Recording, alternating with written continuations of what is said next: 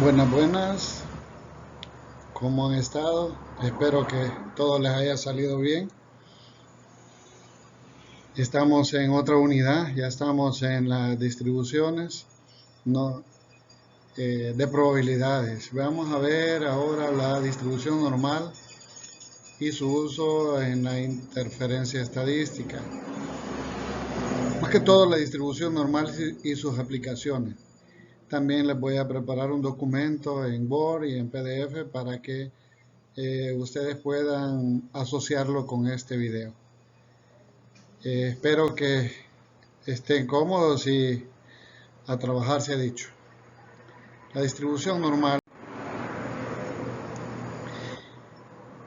Esta ya se los he platicado yo, es una distribución que se comporta normal. El comportamiento normal es aquel que se inicia con valores bien bajos, aumenta hasta llegar a un punto máximo y disminuye.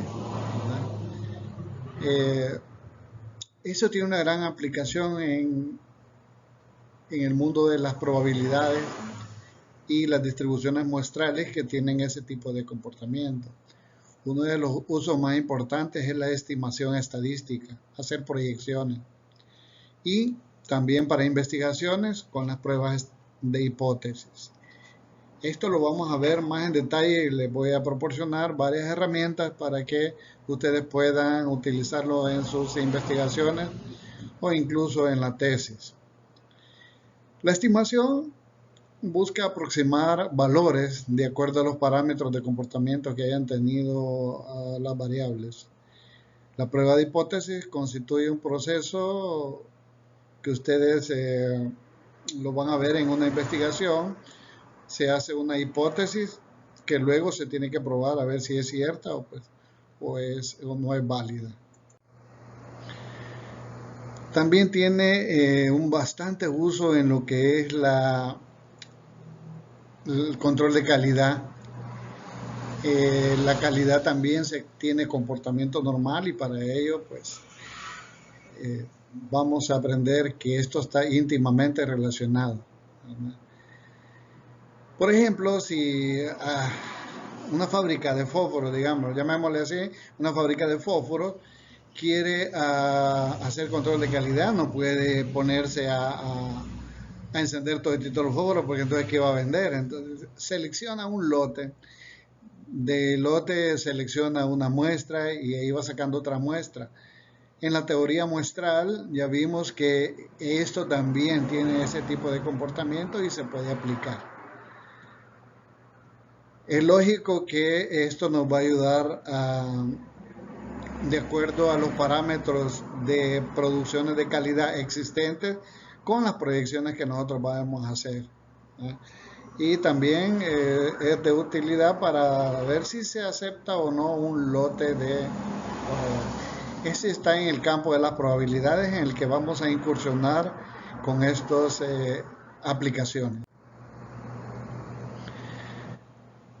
Los fabricantes de productos utilizan estas herramientas porque cuando ellos van a iniciar una producción hacen una hipótesis y quieren ver qué tan cierto tienen los parámetros para ver si es viable la producción, ¿verdad? Eso es lo que nos está diciendo Einstein, que con base en la muestra, ¿qué afirmación puedo hacer acerca de la proporción de la población defectuosa? ¿Verdad? Esta solamente es una de las utilidades. La distribución normal, ya se las había explicado yo anteriormente, ¿verdad? Cómo es el comportamiento.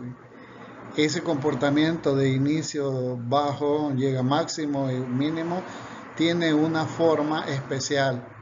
Veamos un ejemplo de este tipo de cosas. Por ejemplo, hay un experimento que se hizo de un montón, se deja caer una gran cantidad de canicas, de chibolas para nosotros, y hay una tabla con clavos y entonces se estudia el comportamiento de cómo se van agrupando, o sea, cuál es la forma de relacionarse de esta variable, y se hace muchas veces Esto tiene que ver algo similar. Desde el momento en que empiezan a rodar, van teniendo esa forma que se puede aproximar a una campana, como está ahí en la diapositiva. Esta forma de campana es la que nosotros vamos a utilizar, ¿verdad?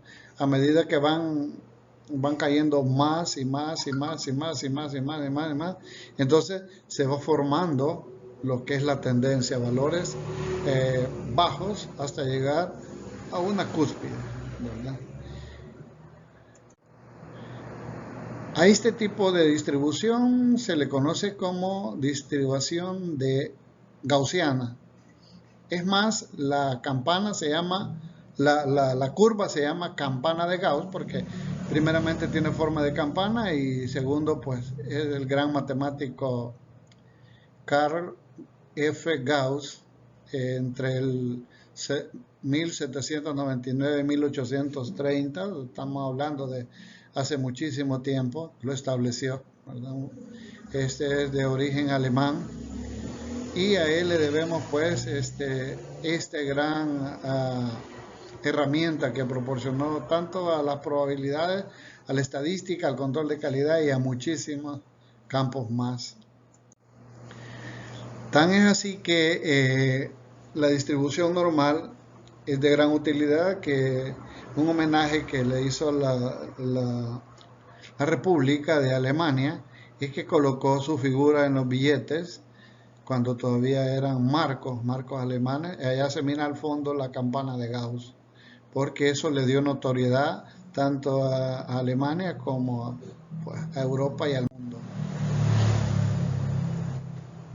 Esto lo vamos a observar nosotros en distintos campos, como la biología, la geografía, la astronomía, la producción, la vida misma, ¿verdad? Se puede hacer una aproximación de la distribución normal.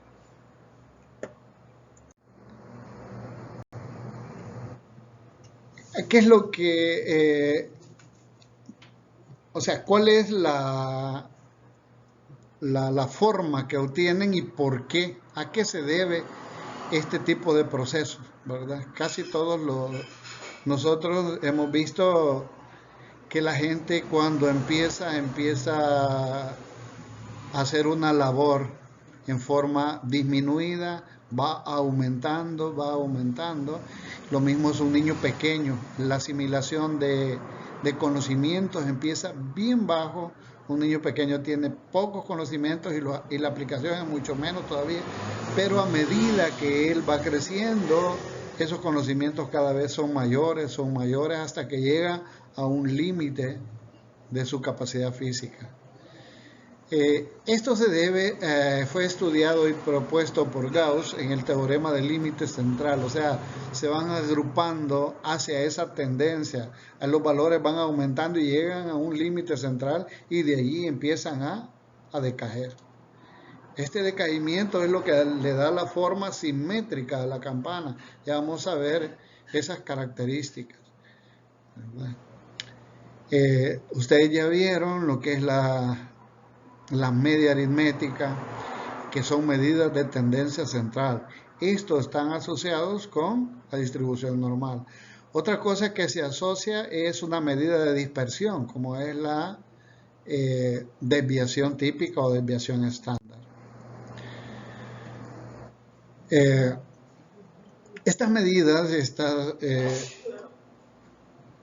son utilizadas por muchas personas. ¿Por qué? Porque la mayoría son variables aleatorias. Ya ustedes también ya conocen eso de las variables aleatorias. Vimos el tipo de variables, son variables que se dan al azar. Y, por ejemplo, lanzar un dado o sacar una carta de un mazo tiene una tendencia normal, cumple con la distribución normal. La suma de dos variables es también normal. Casi todo se comporta. La calidad en una producción también. La cantidad producida también. Por eso es tan importante conocer lo que es la distribución normal. Pero para que la distribución sea normal y pueda ser utilizadas las tablas, que se las voy a mandar en un documento para que ustedes las relacionen. Esta tiene que tener como media 0 y una desviación estándar de 1. Es imposible que nosotros vayamos a encontrar ese tipo de parámetros en la vida real, pero para ello nosotros vamos a hacer una aproximación y utilizamos el teorema del límite central para utilizar la media poblacional, que la vamos a representar por U, y para poblaciones bastante grandes. Entonces, ¿qué es lo que vamos a hacer? Vamos a tipificar una calificación Z, una tipificación de los datos, o sea, convertirlo en una campana de Gauss o una distribución normal típica, donde esta X sub Y es la observación, la X barra es la media y S es la desviación estándar. Nosotros lo conocemos como desviación típica. La fórmula de Z es parecida a la distancia entre las disposiciones de la gráfica. Como lo podemos observar ahorita, vemos la gráfica. La parte azul es la media aritmética y se va alejando desviaciones típicas. Una desviación típica, dos desviaciones típicas y así para darle la forma especial de la campana. Veamos ya un poco más en detalle cómo es el uso de la tipificación de los datos. En una actividad se nos dice que la población media es de 23, o sea, la media aritmética, y una desviación de 3.5. Entonces, ¿cómo podemos tipificar los datos?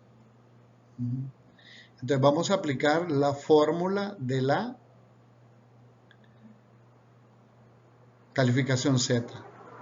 Primero ponemos la observación, el 26.6, menos 23, que es la media, sobre 3.5. Y esto nos da 1.03.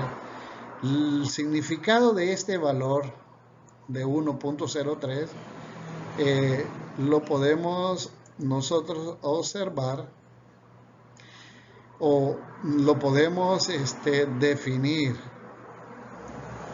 como que 26.6 está a 1.03 desviaciones típicas o desviaciones estándar a la derecha. A la derecha porque es positivo, ¿verdad? Este es un valor positivo de la media. O sea, de la media está a 1.03 desviaciones típicas. Y esto ya nos da una aproximación para poder utilizarlo.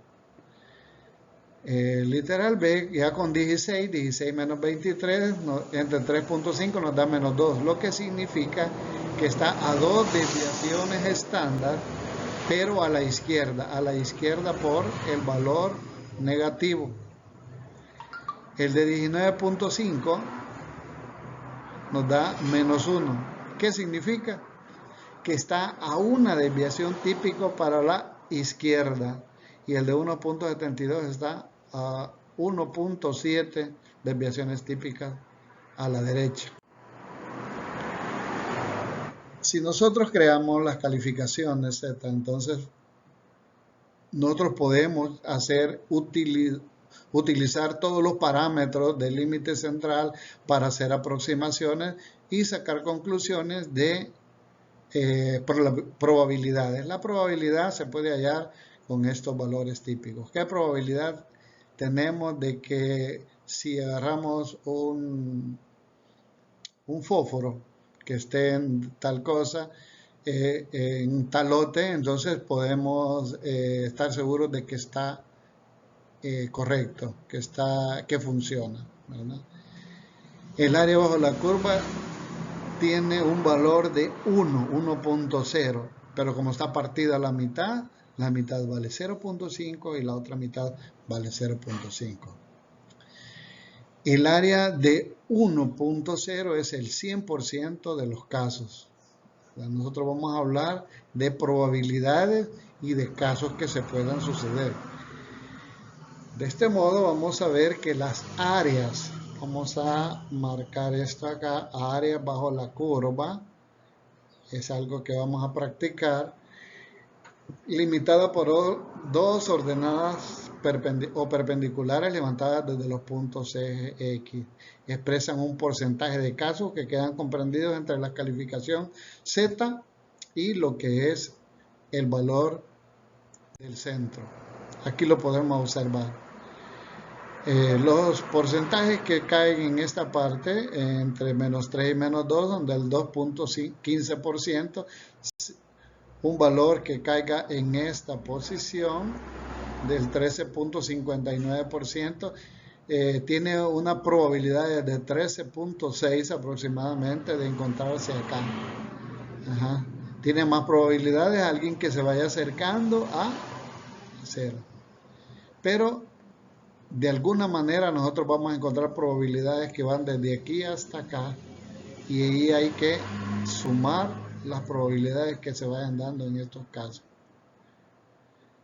El área correspondiente a una distancia de una desviación estándar tiene un 34.13%. En la parte de abajo vamos a ver las calificaciones Z, que son las que vamos a hallar por medio de la fórmula. Entonces nosotros vamos a tener valores entre 0 y 0.5. También vamos a aproximarlo que si sumamos el punto 5 de un lado con el punto 5 del otro, vamos a obtener el 1.0, o sea, el 100% de los datos. Estas fórmulas son bien complicadas para hacer los cálculos, pero gracias a que existen tablas que nos ayudan a obtener los porcentajes, esas tablas ustedes las tienen que aprender a manejar y las van a tener a la hora de su examen, y vamos a practicar más todavía. Por ejemplo, si queremos encontrar el área bajo la curva comprendida de las calificaciones estándar, como las vimos anteriormente, para un Z de 1.03, el área bajo la curva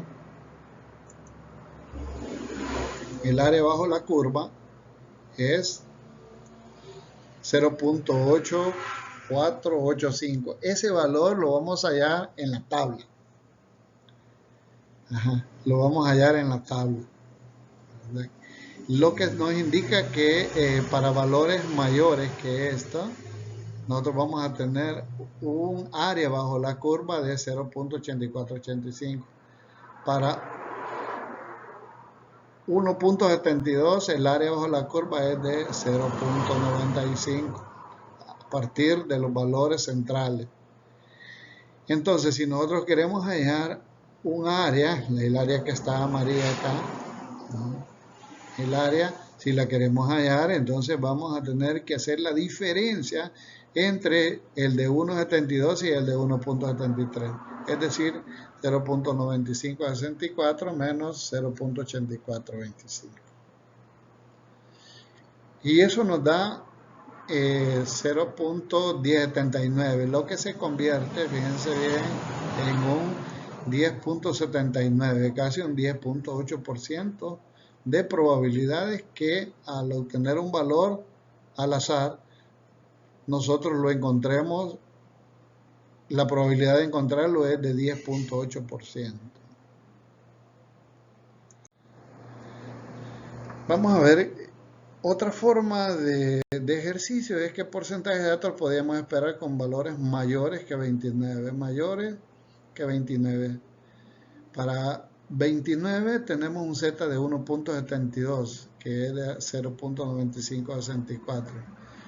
Entonces, como toda la curva tiene un valor de 1, entonces a toda la curva le restamos el valor de 0.9564 y nos da 0.04. Al multiplicarlo por 100 nos da 4.36% de probabilidades que sean mayores que 29.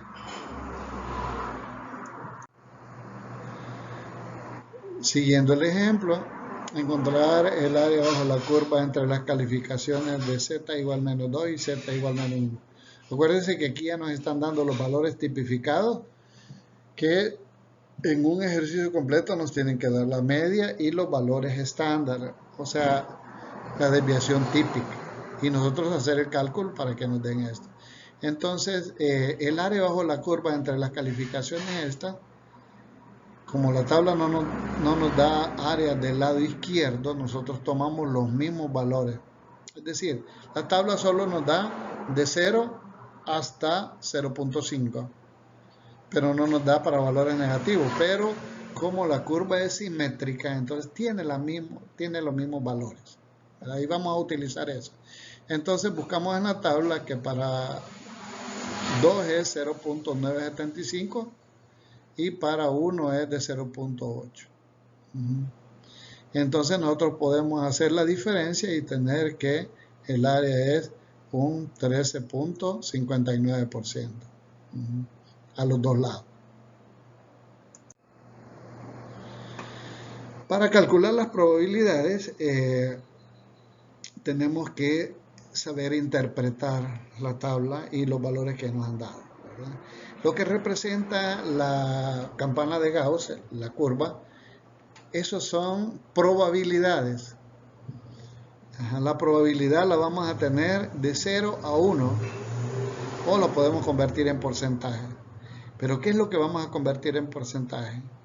Vamos a convertir en porcentaje pues el área bajo la curva normal.